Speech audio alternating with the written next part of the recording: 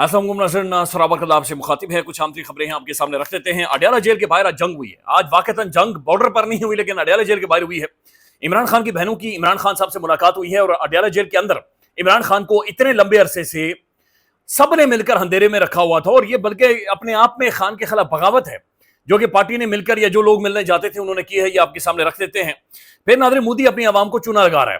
یہ جو گنڈا ہے یہ اپنی عوام کو چونا لگا رہا ہے، اور اتنے بیوقوف ہیں انڈینز، یعنی اتنے کو بیوقوف ہیں، ان کی کوئی میرے خیال میں بدھی نشٹ ہوئی پڑی ہے، ان کے دماغ پاگل ہیں کہ وہ ایک طرف جنگ کا ماحول بنا کر دوسری طرف ان کا خون نچوڑ رہا ہے، وہ ان سے پیسے نکالوا رہا ہے اور جھوٹ بیچ رہا ہے کہ میں پانی روک دوں گا، میں یہ کر دوں گا، میں وہ کر دوں گا، اس کے علاوہ اور کوئی چیز نہیں ہے۔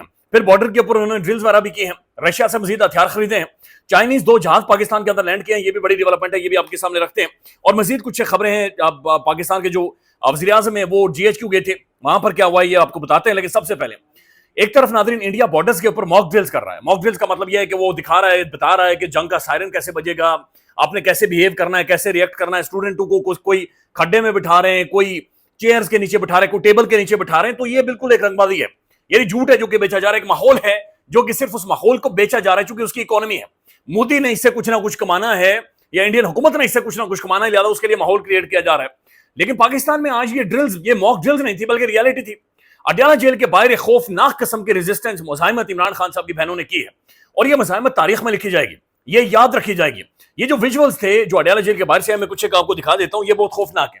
یہ نہ صرف ہانٹ کریں گے بلکہ یہ دوبارہ سے ریپیٹ ہوں گے، اور یہ بہت خوفناک انداز میں ریپیٹ ہوں گے۔ اور یہ سب سے پریشان کن بات یہ ہے کہ یہ دوبارہ سے جب ریپیٹ ہوں گے تو پھر پتہ نہیں کس پر ریپیٹ ہوں گے۔ یقینی طور پر جو اس وقت اقتدار میں گاجر کھا رہے ہیں یہ ان کے اوپر ریپیٹ ہوں گے، اور یہ ہضم نہیں ہوں گے، یہ ان کو آپ سائیڈ لائن نہیں کر سکتے، ان کو آپ چھپا نہیں سکیں گے۔ یہ ویژولز آپ کا تعاقب کریں گے، یہ ویژولز آپ کا پیچھا کریں گے، اور یہ باقاعدہ سے پاکستانی پولیس ہے جو کہ پارلیمنٹیرینز کے ساتھ، تحریک انصاف کے لوگوں کے ساتھ، عام لوگوں کے ساتھ، شخصیات کے ساتھ کر رہی ہے۔ اور یہ اڈیالہ جیل کے باہر کے ویژولز ہیں، یہ بارڈر نہیں ہے، یہ کوئی اور جگہ نہیں ہے، یہ اڈیالہ جیل کے باہر ہے جہاں پر پولیس باقاعدہ سے جس طریقے سے بہیو کر رہی ہے، یعنی بالکل پاگلوں والا ایک رویہ تھا اڈیالہ جیل کے بعد جو موجود تھا، اور عمران خان کی بہنیں کھڑی رہی ہیں۔ اچھا، صرف یہ ایک آدھا واقعہ نہیں ہے بلکہ اور بے شمار ایسی چیزیں ہیں جو کہ اڈیالہ جیل کے باہر کی گئی ہیں۔ ایک خاتون کو باقاعدہ سے بالوں سے پکڑ کر اسے گھسیٹا گیا ہے، پھر جو صاحبزادہ حامد رضا صاحب ہیں ان کی آنکھ زخمی ہوئی ہے، آنکھ میں آ کر ڈنڈا لگا ہے، پھر کچھ ایک ویڈیوز ایسی آ رہی ہیں جو میں آپ کو دکھا نہیں سکتا، یوٹیوب کی گائیڈ لائن کے وہ خلاف ہیں، وہ ٹویٹر کے اوپر موجود ہیں۔ یعنی پولیس نے اتنے ڈنڈے مارے کہ ڈنڈے ٹوٹ گئے، اور شدید ترین گرمی تھی۔ عمران خان کی بہنیں کھڑی رہی، پارلیمنٹیرینز کھڑے رہے، تحریک انصاف کی شخصیات کھڑی رہی، نوجوان جو نئی پولیٹیشنز ہیں جن میں خدیجہ شاہ صاحبہ موجود ہیں، یہ سب وہاں پر کھڑے رہے، موجود رہے، ایک سخت ترین ماحول میں، سخت ترین موسم میں، جہاں پر لاٹھی چارج، ڈنڈے۔ اور یہ وہ ٹائم ہے کہ جہاں پر پاکستان کے اندر یہ کہا جا رہا ہے ہمیں یکجہتی کی ضرورت ہے، ہم نے ایک نیشنل لیول کی یکجہتی بلڈ کرنی ہے، ہم نے یکجہتی چاہیے، پوری قوم اکٹھی ہو جائے، پوری قوم ایک ساتھ مل جائے تبھی جا کر یہ یکجہتی ہوگی۔ تو اس طرح کی بہت ساری باتیں ہو رہی ہیں۔ ایک تصویر آپ کو دکھانا چاہتا ہوں، یہ معصوم بچی ہے، یہ آج اڈیالہ جیل کے باہر موجود تھی۔ مرشد اور عمران خان کی تصویر یہاں پر اس کے شرٹ کے اوپر لکھا ہوا ہے، لیکن یہ اڈیالہ جیل کے باہر موجود تھی۔ یہ وہ اصل مطالعہ پاکستان ہے، پاکستان کا جو 2035 کا مطالعہ پاکستان ہے۔ 2035 میں یہ وہ بچے ہوں گے جو اگلی جنریشنز کو بتائیں گے۔ تو 2035 کا یا 40 کا جو مطالعہ پاکستان ہے وہ یہ بچے پڑھائیں گے، یہ ایک الگ طرح کا مطالعہ پاکستان ہوگا۔ یہ بچی آج خود اڈیالہ جیل کے باہر موجود تھی جب یہ ڈنڈے چل رہے تھے، لاٹھیاں چل رہی تھی، سوٹے چل رہے تھے۔ تو یہ غیر معمولی ریزسٹنس ہے جو کہ ہوئی ہے۔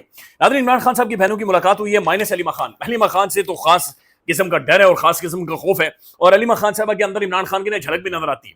پاکستان کے اندر اب یہ خان کا ظاہر ہے کچھ بنائے گئے اصول ہیں، لیکن جو علیمہ خان صاحب ہے انہیں پولیٹکس کے اندر بھی ہونا چاہیے تھا، ان کا سیاست کے اندر رول ہونا چاہیے تھا، بلکہ پورا انپٹ ہونا چاہیے تھا۔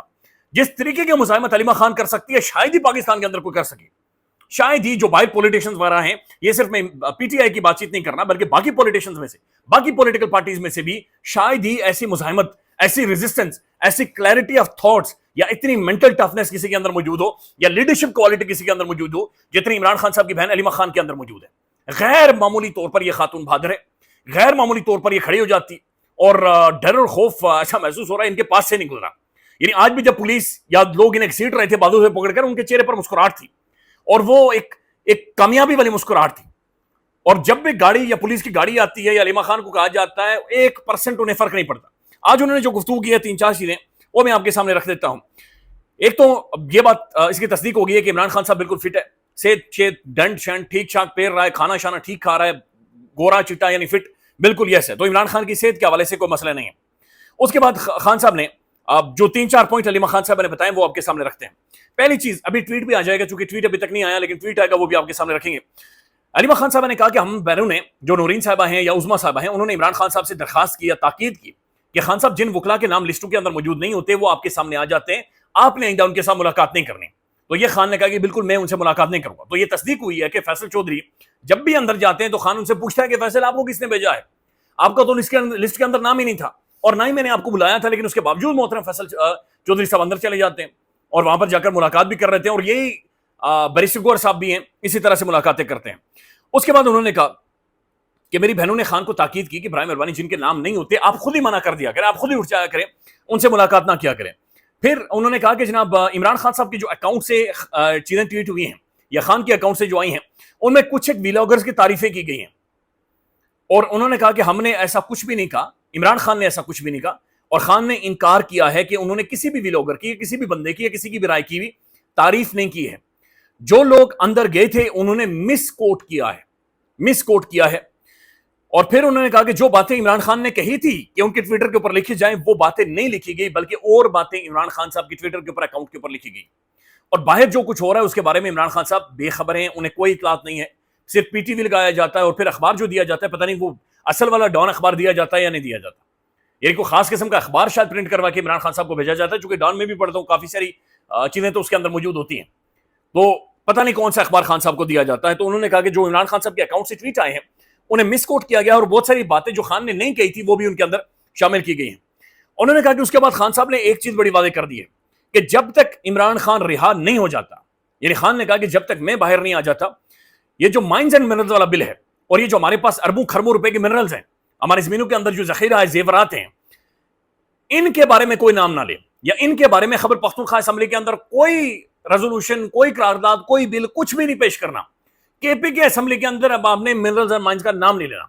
यह खान वाज़े तौर पर अहकाम दे चुका है और आज ये कह चुका है। उसके बाद उन्होंने कहा कि जनाब गंडापुर मेरे पास क्यों नहीं आता, यानी अलीमीन गंडापुर दुनिया की हर जगह पर जाता है, लेकिन गंडापुर अडियाला जेल में खान कहता है कि मुझसे मिलने क्यों नहीं आ रहा, जबकि नवाज शरीफ जब बंद था तो बाकायदा से अंदर जाकर सब मुलाकातें, और मियाँ साहब थक जाते थे मुलाकातें कर करके।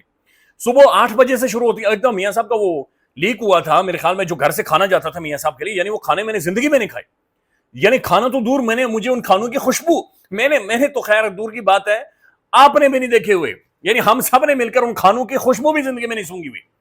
पता नहीं कौन सा करेले के साथ कौन सी सब्जी मिक्स, पता नहीं कौन से खाने को कैसे भून कर और कौन कौन से ऑयल्स के अंदर भून कर और फिर किस तरीके से बनाया जाता है, फिर हल्की आंच कितनी पर बना हुआ था, कितनी गहरी आंच पर बना हुआ था, तो पूरा एक जाता था मियां नवाज शरीफ साहब के लिए अंदर सारा माहौल। तो खान ये कह रहा है कि मुझसे गंडापुर मिलने नहीं आता, जबकि नवाज शरीफ साहब से ये सारे मिलने जाते थे और सुबह से लेकर रात तक ये मुलाकातें होती थी।